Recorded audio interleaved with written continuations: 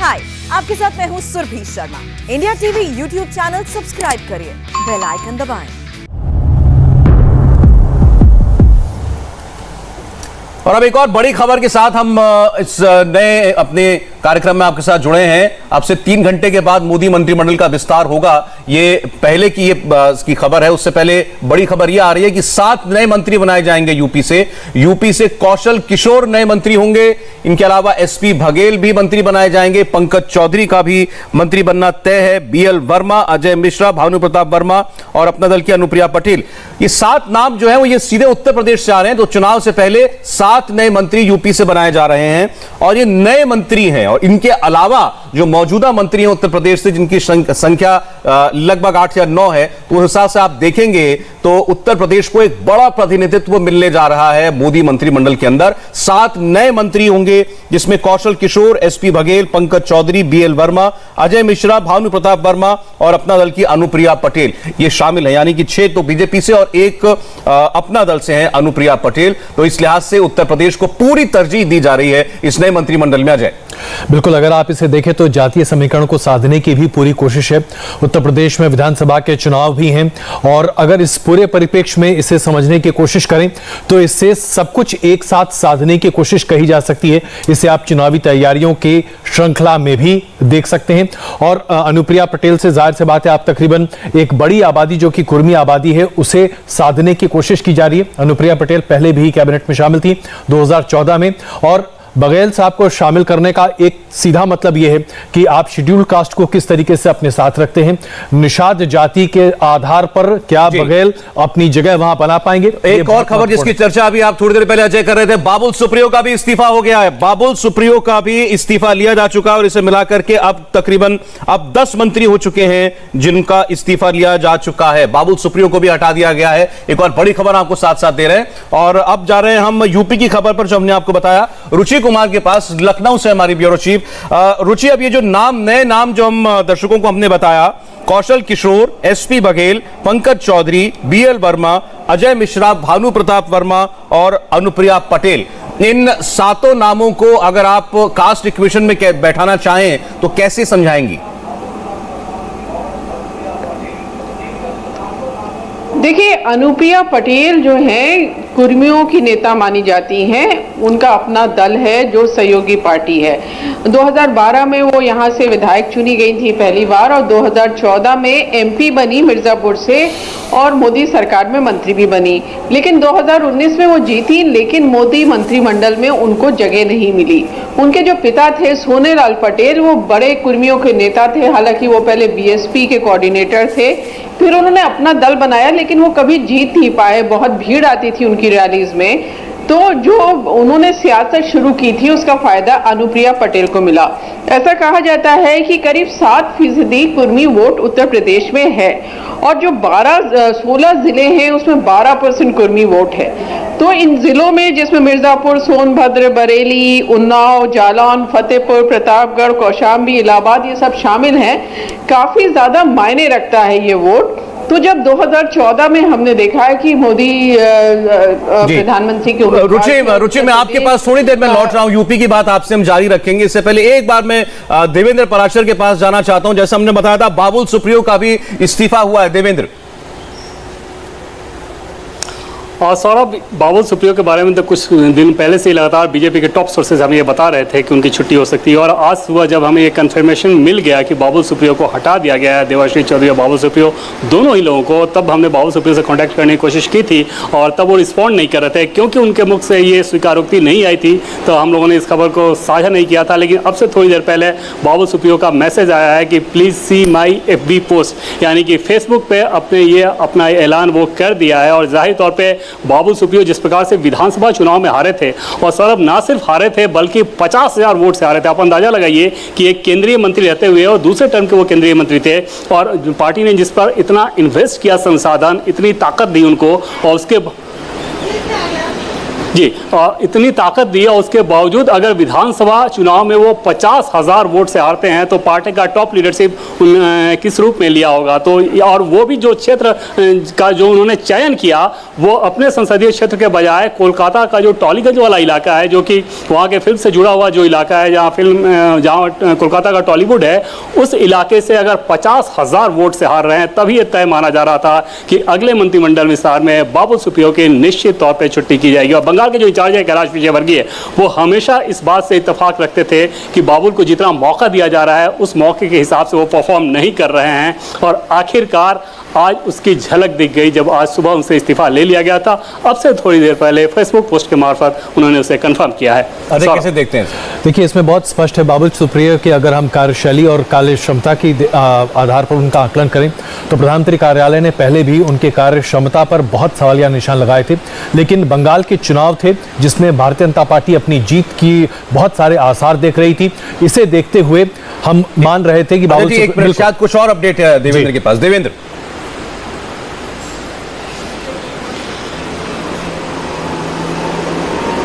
बोलिए। और सौरभ, 2 मंत्रियों के बारे में तो हमने बता दिया कि जिन 2 मंत्रियों की बंगाल से छुट्टी हुई है, और इसके अलावा 2 नाम हम लोग पहले बता चुके हैं, शांतनु ठाकुर और निशीथ प्रमाणिक, कि ये दोनों मंत्री पद की शपथ लेंगे, दोनों एमओएस होंगे।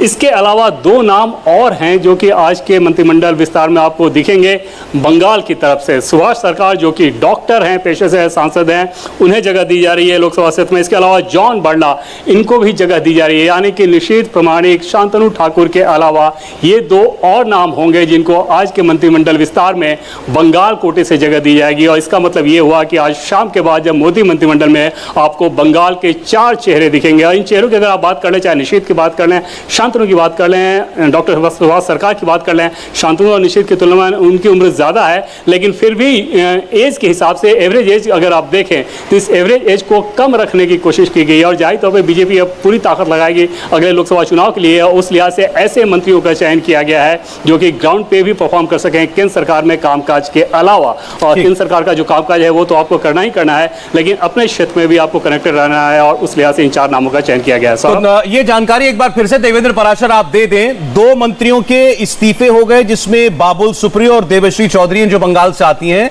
लेकिन 4 नए मंत्री बंगाल से मिल रहे हैं। वो चारों नाम एक बार फिर से बता दीजिए।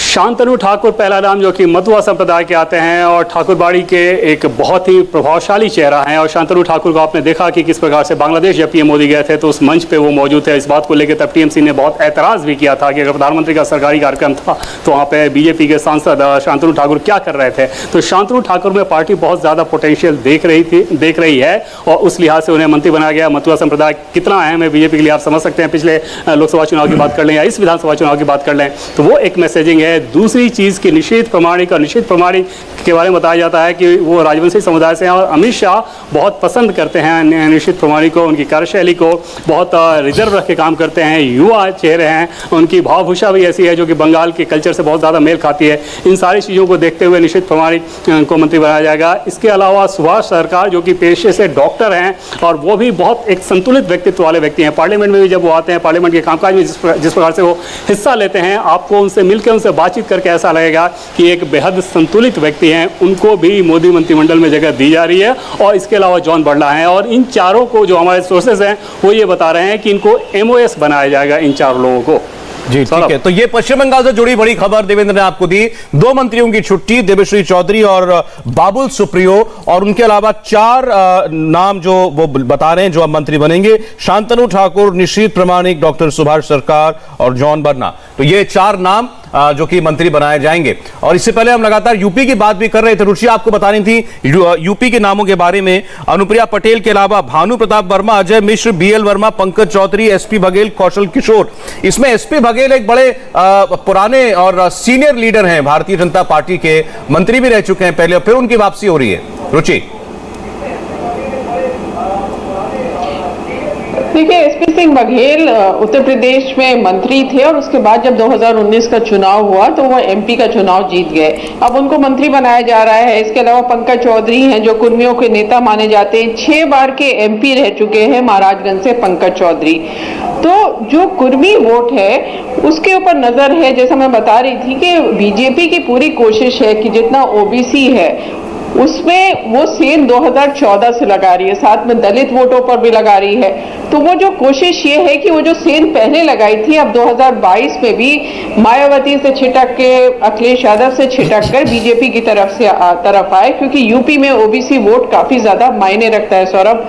52% वोट है और ओबीसी वोट की एक खास बात ये कही जाती है कि ये एक पुश नहीं जाता है, उसकी जो और जातियां वो अलग अलग वोट करती हैं। तो बीजेपी उन सभी जातियों को, चाहे छोटा छोटा वोट हो, कुछ कम परसेंटेज हो, उस पर बीजेपी की नजर है। तो पंकज चौधरी हो जो कुर्मी नेता माने जाते हैं, भानु प्रसाद वर्मा हो जो 5 बार के एमपी हैं जालौन से, पुराने नेता हैं, एससी मोर्चा है उसके वो अध्यक्ष भी रह चुके हैं। तो ये सारे नेताओं पे उनकी बीजेपी की नजर है कि जब चुनाव आए तो मंत्री बनाए उनको, लेकिन उसका फायदा इन चुनाव में भी मिले। सौरभ, देवेंद्र, आपसे भी जानना चाहेंगे, यूपी पर जो फोकस की खबर थी और वो होना ही था जाहिर तौर पर, 7 नए मंत्री और पुराने कितने मंत्री हैं, तो शायद 7-8 आप ही ने कल जिक्र किया था इसका। तो यूपी को पूरा प्रतिनिधित्व दिया जा रहा है।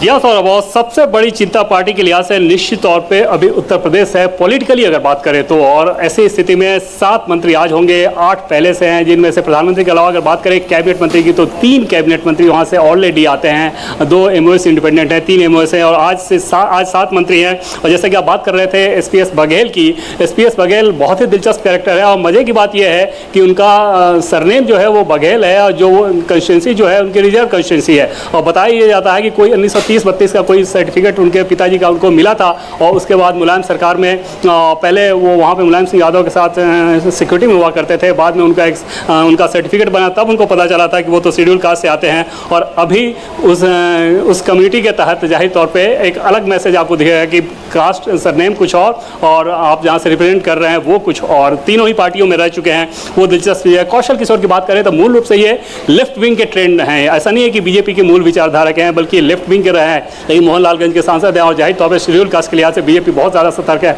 और इस बार वो मैसेजिंग की कोशिश है कि जो वोट मायावती से दर के, क्योंकि मायावती इस बार ग्राउंड पे बहुत ज़्यादा इफेक्टिव नहीं मानी जा रही उत्तर प्रदेश के चुनाव के लिहाज से, तो वो बीजेपी की तरफ आए। पंकज चौधरी की अगर बात करें तो पहले भी हम लोग बात कर चुके हैं कि उत्तर योगी आदित्यनाथ गोरखपुर जो उनका क्षेत्र है, उससे जब योगी आदित्यनाथ सांसद हुआ करते थे, सटा हुआ क्षेत्र है महाराजगंज, और योगी आदित्यनाथ और पंकज चौधरी में कोई बहुत अच्छा इक्वेशन कभी नहीं बताया जाता रहा है। लेकिन पंकज चौधरी एक बिजनेसमैन है और ग्राउंड पर रखकर बहुत काम करते हैं। जाहिर तौर पर पार्टी को उनकी ये काबिलियत पसंद आई होगी। और पार्लियामेंट में एक्टिविटीज़ की बात कर लें तो पार्लियामेंट वो रेगुलर आते हैं, लेकिन बहुत ज़्यादा एक्टिव आपको नहीं दिखेंगे कि बहुत ज़्यादा मसले उठा रहे हैं, प्रदेश की राजनीति को लेकर बहुत ज़्यादा बात कर रहे हैं, ऐसा नहीं करते। लो प्रोफाइल रख के काम करते हैं, वो एक नाम है। इसके अलावा अजय मिश्रा की बात करें तो लखीमपुर खीरी के दूसरी बार के सांसद हैं, वो थोड़ा सा सरप्राइज फैक्टर जरूर है बड़े नाम के लिहाज से अगर आप सोचें तो, लेकिन उनकी सादगी, उनकी कार्यकुशलता और पार्लियामेंट में उनकी लगातार उपस्थिति, पार्लियामेंट के कामों में बहुत ज़्यादा संलग्न रहना, शायद इन सारी चीज़ों ने पार्टी को इंप्रेस किया होगा।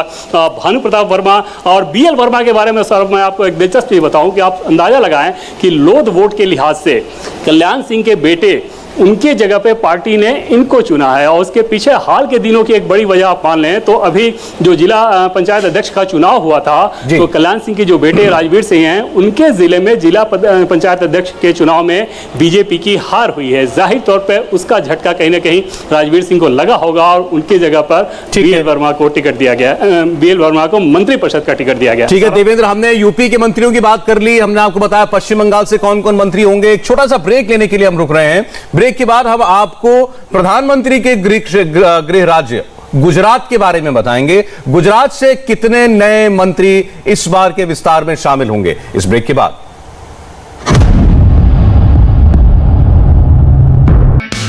हाय, आई एम सुरभि शर्मा। खबरों से अपडेट रहने के लिए India TV YouTube channel subscribe करिए, साथ में बेल आइकन जरूर दबाएं। जुड़े रहें इंडिया टीवी के साथ।